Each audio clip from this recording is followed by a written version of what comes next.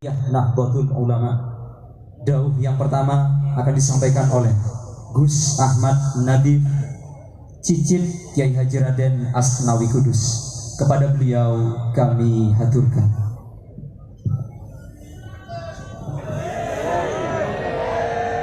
Assalamualaikum warahmatullahi wabarakatuh. Al-Fatihatu ala ma nabihi Rasulullah sallallahu alaihi wasallam wa ala ma nawabi jami'ul anbiya wal mursalin wasyuhada wa sallallahu wa tabi'in wa jami'u masya wa awa jami'u la ilaha min masyariqil ardi ila magharibi khassatan muassisi Nahdlatul Ulama wa khassatan jaddi Kiai Asnawi. Al-Fatihah.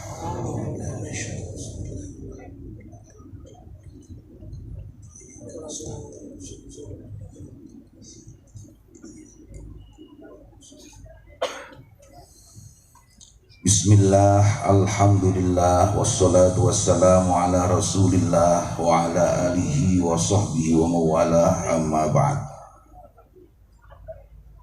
Ashab al-fadail, habaibana al-aizza, masyayikhana al-gurama, para habaib, para romo-romo yai yang tidak bisa saya sebutkan satu persatu tanpa mengurangi mahabbah, ta'zim kami kepada beliau-beliau, wabil akhos Romo Kiai Haji Azaim, mata'anallahu bi hayatihi wa bi ulumihi fid dharaini amin, wa atalallahu umrah wa atama majdah wa uluwah.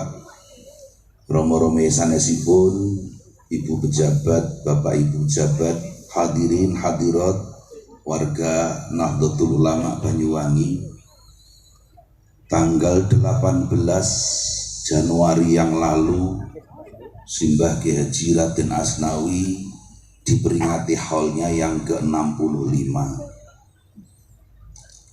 dengan kecelakaan yang luar biasa. Al-Fakir disuruh panitia dan keluarga mewakili sambutan atas nama keluarga dan sekaligus membaca sirah dzatiyah Mbah Asnawi.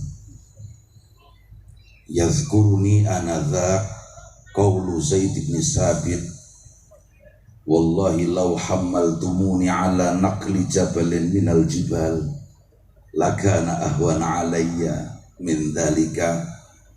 Kalau sekiranya disuruh memindahkan Gunung Bromo, lebih ringan bagi saya malam ini untuk matur kepada panjenengan, terutama menceritakan sirah Kiai Haji Raden Asnawi. Yadhkurunil an qaulu Abu Nuwas, wa man nasu illa halikun wa ibnu halikin wa dhu nasabin fil halikin ariku. Pada majelis yang penuh barokah ini, hanya saja idkhalan lis-surur, hanya karena ingin ikut serta kebahagiaan warga Nahdien Banyuwangi dan wabil akhos silaturahim yang dulu memang tercipta jejaring ulama Nusantara. Saya tidak bisa menghaturkan bahwa kalau tidak salah di Banyuwangi ini, di sebuah masjid bernama Kiai Soleh Laten, terdapat manuskrip kakek kami Kiai Haji Raden Asnawi, Risalah Ar-Raddu ala Mufti Saudiyah anadzak Said Abdullah Zawawi. Cerita bermula karena waktu itu ustadz-ustadz muda di Kudus sedang mendapat serangan tentang hukum membaca manaqib Sayyidi Syekh Abdul Qadir Al-Jilani, terutama dari pembelajar-pembelajar yang baru datang dari barat yang tidak memahami, sehingga seperti sudah kita duga mencoba menggugat beberapa kalimat-kalimat di dalam manaqib Syekh Abdul Qadir Al-Jilani. Di antaranya ana wahidun fil ardi wa anta wahidun fis sama, atau fas'alubi, dan seterusnya dan seterusnya. Mas saya lebih hafal daripada Al-Fakir. Kemudian entah bagaimana sekelompok orang di Kudus, Jawa Tengah, istiftah meminta fatwa kepada Mufti Asy-Syafi'iyah di kerajaan Saudi Arabia waktu itu, yaitu Syekh Abdullah Az-Zawahiri.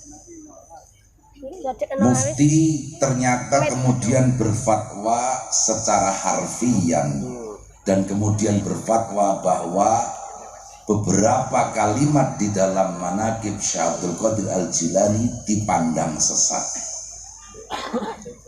Kemudian Simbah Ki Haji Asnawi menulis bantahan secara ilmiah dalam bahasa Arab yang kebetulan keluarga belum mendapatkan manuskripnya dan belum diterbitkan. Dalam bahasa Arab bi arabiyyin fasih bi dzauqin arabiyyin asil, seolah-olah tidak ditulis oleh orang Kudus. Maka saya tidak mewakili siapa-siapa. Nanti sepulang kami di Jawa Tengah akan segera kami kesini lagi meminta izin barangkali kepada pihak Masjid Kiai Soleh Lateng untuk mungkin berkenan mengizinkan membawa manuskrip tersebut, salah satu peninggalan kakek kami, yang itu menunjukkan sejauh mana keilmuan Mbah Asnawi yang pada saat ketika beliau berada di Tanah Suci dalam usia 25 tahun sudah diperkenankan mengajar di Masjidil Haram dengan santri sebanyak 19 orang, dengan perbandingan Syekh Ahmad Al-Khatib Al-Minangkabui waktu itu usia 60 tahun, muridnya di Masjidil Haram sekitar 35 murid. Mbah Asnawi dengan usia 25 tahun sudah memiliki 19 murid, diantaranya Hadratul Syekh Kiai Haji Hasyim Asy'ari, Mbah Bisri Sansuri, dan lain sebagainya. Mbah Asnawi adalah keturunan ke-14 dari Sunan Kudus, sekaligus juga keturunan ke-5 dari Mbah Mutamakin Kajen. Beliau semasa hidupnya tidak pernah dari dunia keilmuan, dan dalam keseharian beliau memperhatikan, misalnya tidak segan-segan mengajari keluarga dan santrinya untuk tidak segera mengucap amin setelah imam mengatakan membaca waladhdallin, tetapi harus ada fasil qasir, Rabbi fili ila wali walidayya ila amin. Jadi ketika itu diulang-ulang dan banyak hal, dengan serta-merta beliau mengingatkan dengan nada keras, tegas, meskipun perawakannya sangat kecil. Al-Fakir berperawakan besar bukan karena Mbah Asnawi. Yang bisa saya ceritakan di sini sempat ada beberapa hal, bahwa salah satu karangan yang dinisbatkan kepada beliau yang paling terkenal adalah Fasolatan Jawa. Sebenarnya itu bukan tulisan beliau, tetapi ditulis oleh salah satu paman kami, Kiai Minan Zuhri, tetapi itu semuanya ditasih kepada Mbah Asnawi. Ternyata apa yang selama itu menjadi amaliyah keseharian Mbah Asnawi itu merujuk kepada setidaknya 3 ummahatul kitab, Qurratul Ain, Fathul Qorib, dan Minhaj Talaffuz bin Niyah qabla takbir. Mbah Asnawi sengaja menampakkan bahwa itu adalah pendapat Imam Syarafuddin Yahya An-Nawawi dalam Minhajut Talibin. Ini ditampakkan oleh beliau Karena pada saat yang sama pengkritik yang tidak suka dengan usolli itu sering juga memakai kitab Al-Adhkar An-Nawawi. Mengapa terjadi dualisme? Mengapa terjadi dualisme? Kalau menerima pendapat Imam Nawawi tentu saja sholatnya ya pakai usolli seperti Imam Nawawi. Ini ditampakkan beliau. Kemudian juga diyakini oleh para masyayikh dalam pasolatan itu ada beberapa isyarat bahwa Mbah Asnawi sudah pada makom al-jam'u bainar riwayatain, al-jam'u bainal adillah walaysat tajri li'anna tarjih tajri. Selanjutnya yang barangkali tidak perlu kami perpanjang, di dalam kitab Fasolatan itu disisipkan juga wirid-wirid dari Imam An-Naqsyabandi dan Hizbul Watad.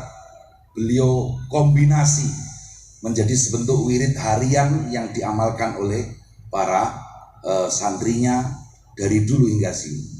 Yang menarik diperhatikan adalah Mbah Raden Asnawi adalah pejuang nasionalisme yang sangat nampak, yaitu diantaranya dibuktikan dengan syairnya yang dikenal dengan sholawat Asnawiyah, Ya Rabbi sholli ala rasuli Muhammadin sirril ula ila qawlihi aman aman aman aman Indonesia Raya aman amin amin amin amin Ya Rabbi Rabbal Alamin amin amin amin amin wa ya mujibas sa'ilin. Sholawat ini konon sudah diciptakan sebagai sholawat nasional.